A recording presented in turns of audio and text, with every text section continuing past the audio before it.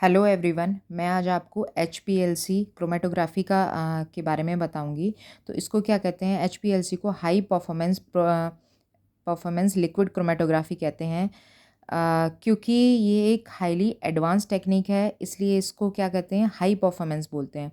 तो ये क्या है? It is a technique. आपको पता है क्रोमेटोग्राफी क्या करती है? सेपरेट करती है कोई भी मॉलिक्यूल्स को, कोई भी कंपोनेंट को। जब भी जिसमें भी हमें कोई भी चीज़ सेपरेट करनी है, कोई भी मॉलिक्यूल पर्टिकुलरली देखना है कि ये इससे किस तरीके से अलग है, तो वो हम क्या कर सकते हैं? इसमें हम यूज़ कर सकते हैं। जैसे कि हमने कोई एग्जांपल लिया ब्लड का, तो ब्लड में हमें किसी भी चीज़ की टॉक्सिसिटी पता करनी है कि उसमें कोई फंगल चीज़ है या बैक्टीरिया है, तो हम ये एचपीएलसी की हेल्प से कर सकते हैं उसमें। ये हाईली एडवांस टेक्निक है, हाईली रेजोल्यूशन है होता है इसका, तो इसीलिए ये एडवांस्ड है क्योंकि इसका जो रेजोल्यूशन पावर है वो बहुत ही हाई है। और हम जो भी इसमें एचपीएलसी में यूज़ करते हैं तो वो पोलैरिटी के बेसिस पे करते हैं कि कौन मॉलिक्यूल कितना पोलर है। यदि पोलर है, पोलर और नॉन पोलर दो टाइप के होते हैं। पोलर है तो इट मीन्स वो हाइड्रोफिलिक है, नॉन पोलर है इट मीन्स वो हाइड्रोफोबिक है, या वाटर लविंग है तो वो पोलर है। और हम इसमें लिक्विड जो है सॉल्वेंट जो है वो लिक्विड यूज़ करते हैं, इसलिए इसको लिक्विड क्रोमेटोग्राफी कहते हैं। और हाई प्रेशर पे ये जनरेट होती है, इसीलिए इसको हाई प्रेशर लिक्विड क्रोमेटोग्राफी भी बोलते हैं। और इसकी नॉर्मल फेजेस में हम बात करें तो हमारी क्या होती हैं? टू फेजेस होती हैं। स्टेशनरी फेज़ होती है, मोबाइल फेज़ होती है। स्टेशनरी फेज़ का जो जिसमें हम यूज़ करते हैं हम सिलिका को। सिलिका क्या करती है? वो stationary phase as a work करती है। जब जो भी हम एचपीएलसी ट्यूब लेते हैं उसमें हम सिलिका को लेते हैं। सिलिका हमारी सॉलिड फॉर्म में होती है जो कि पोलर की तरह रिएक्ट करती है।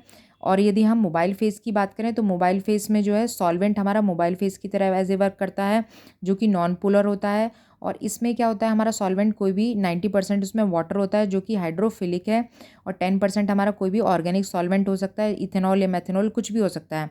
और यदि हम रिवर्स की बात करें, और मोस्टली एचपीएलसी में रिवर्स फेस ही यूज़ किया जाता है, तो रिवर्स फेस में क्या है? ये जस्ट ऑपोजिट हो जाएगा। जो स्टेशनरी फेस है हमारी सिलिका, ये क्या करेगी? नॉन पोलर की तरह रिएक्ट करेगी। और जो मोबाइल फेस है हमारा सॉल्वेंट जो है वो पोलर की तरह रिएक्ट करेगा। तो सारी चीज़ें मत जस्ट ऑपोजिट हो जाएंगी। तो स्टेशनरी फेस में जो सिलिका है हमारा, सिलिका में हम कार्बन 18 का यूज़ करेंगे, जिससे कि वो क्या बन जाएगा? वो नॉन पोलर बन जाएगा, तो वर्क करेगा एज ए नॉन पोलर।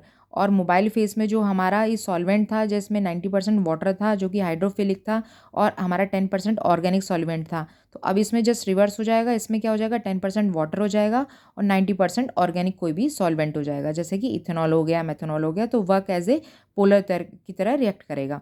तो अब हम इसका प्रोसेस जान लेते हैं, प्रिंसिपल जान लेते हैं कि क्या क्या से होता है। जैसे सैंपल हमने इंजेक्ट किया और इसमें एक पंप के थ्रू हमने क्या करा? प्रेशर जनरेट किया।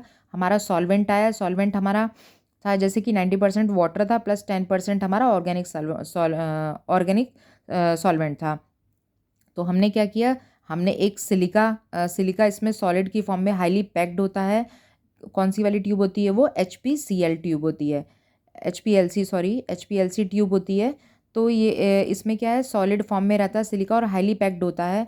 और आपको पता है नॉर्मल फेज में हम बात करें, जो मैंने अभी आपको बताया है, ये पोलर की तरह रिएक्ट करता है। तो यदि हमारा जो सैंपल है, यदि हमारा सैंपल जो है उसमें कोई भी मॉलिक्यूल पोलर होंगे, तो वो क्या करेंगे? यहाँ पर वो बैठ जाएंगे और वो सॉलिड फॉर्म में बिल्कुल स्टिक हो जाएंगे सिलिका, क्योंकि सिलिका भी पोलर है। और यदि जो हमारे नॉन पोलर होंगे वो सीधे डायरेक्टली जो है हमारे निकल जाएंगे और वो डिडक्ट हो जाएंगे इजीली। और जो उनमें से वेस्ट है, जो भी पोलर का वेस्ट है, वो कलेक्टिंग ट्यूब में कलेक्ट हो जाएगा, और यहाँ पे जो हमारा सिस्टम है, सिस्टम में वो डिटेक्ट हो जाएगा। तो अब ये वाली जो हमारी लाइन दिखती है प्लेन वाली, ये बेस लाइन कहलाती है। बेस लाइन का मतलब क्या है? जब भी हम ये प्रोसेस स्टार्ट करने वाले हैं उससे पहले सिर्फ हमारा बफर सॉल्यूशन ही स्टार्ट होता है। तो बफर सॉल्यूशन जब चला जाता है फटाफट से, तो हमारी बेस लाइन क्रिएट हो जाती है। उससे हमारा क्या होता है? जो हमारी ये सारी प्रोसेसिंग है उसका प्योरीफिकेशन हो जाता है। तो हम सबसे पहले कोई भी प्रोसेस, ये एचपीएलसी वाला जो प्रोसेस है, स्टार्ट करते हैं, तो उससे पहले हम क्या करते हैं? एक बफर सॉल्यूशन इसमें फ्लो कराते हैं, जिससे कि हमारी बेसलाइन बन जाती है। तो हमें पता चल जाता है कि हमारा जो ये पूरा प्रोसेस है वो प्योर रहेगा, मतलब क्लीन रहेगा, उसमें कोई भी एरर नहीं आएगा। तो उसके बाद हमारा ये प्रोसेस स्टार्ट होता है जो मैंने बताया। तो इसमें क्या है? पोलर वाली पीक हमें शो हो जाएगी on the basis of polarity, right. तो ये हमारा क्या कहलाता है, क्रोमेटोग्राम कहलाता है। ये सिस्टम है, इसमें हमारा पोलर वाली पीक हमें जनरेट हो जाएगी, हमें दिख जाएगी। उसके बाद फिर हम सैंपल लोड करेंगे। उसमें क्या करेंगे, यदि हम रिवर्स फेस की बात करें तो रिवर्स फेस में क्या हो जाएगा, इसका जस्ट उल्टा हो जाएगा। तो जैसे ही सैंपल इसमें जाएगा तो रिवर्स फेस वाले, अब जैसे सिलिका में हमने कार्बन वाला 18 यूज़ कर दिया, तो अब ये क्या करने का, ये नॉन पोलर की तरह रिएक्ट करने लगेगा। अब पहले हमारा क्या था भाई, ये जहाँ पे सॉलिड था बिल्कुल, इसको भी तो तोड़ना था ना। ये भी हमें मॉलिक्यूल्स जो हैं फटाफट फटाफट से हमें डिटेक्ट करने थे, और हमें देखना था कि भाई मॉलिक्यूल है किस चीज़ का, तभी तो हमारा सेपरेशन होगा। तो अब हमें यदि हमने यदि रिवर्स फेस यूज़ करा, रिवर्स फेस में क्या करेगा, ये सारे जो बॉन्ड्स हैं, क्योंकि सिलिका अब क्या आ जाएगा, सिलिका प्लस कार्बन 18 के फॉर्म में हो जाएगा, तो हमारे बॉन्ड भी इजीली ब्रेक हो जाएंगे। तो ब्रेक होके ये मॉलिक्यूल्स जो हैं आगे फ्लो करना स्टार्ट कर देंगे और डिटेक्ट हो जाएंगे, और कलेक्टिंग ट्यूब में उसका जो वेस्ट है वो कलेक्ट हो जाएगा। तो अब ये क्या हो जाएगा, ये नॉन पोलर वाला पीक जनरेट हो जाएगा। तो इससे पोलर का बन गया पहले, फिर नॉन पोलर का बन गया, बीच में बेस लाइन हो गई। तो ये हम इससे क्या कर सकते हैं, ये डिटेक्टर जो होता है वो यूवी लाइट की होता है। यूवी लाइट से हमें पता चल जाता है कि भाई कौन सा मॉलिक्यूल क्या है। तो इससे अब जो सिस्टम है हमारी, ये जो पीक वैल्यूज़ आई हैं, ये जो बना है हमारा, तो इससे हमें क्या पता चल जाएगा कि कौन सा मॉलिक्यूल पोलर है, कौन सा नॉन पोलर है। उससे कॉन्सेंट्रेशन ग्रेडियंट का भी पता चल जाएगा, और एरिया हम इससे पता कर सकते हैं। एरिया में हम क्या कर सकते हैं, इसमें इस ग्राफ में एक्स एक्सिस पे हम रिटेंशन टाइम लेते हैं, और कॉन्सेंट्रेशन ग्रेडियंट जो है वो वाई एक्सिस पे लेते हैं। इससे हमें पता चलता है कि कौन सा मॉलिक्यूल, जो भी मॉलिक्यूल है, किसने कितना टाइम लगाया इस ट्यूब में रहते हुए, मतलब इस ट्यूब में कोई भी मॉलिक्यूल कितने टाइम के लिए रहा और उसकी कितनी क्या कॉन्सेंट्रेशन रही, तो वो हम इस ग्राफ के थ्रू पता लगा सकते हैं।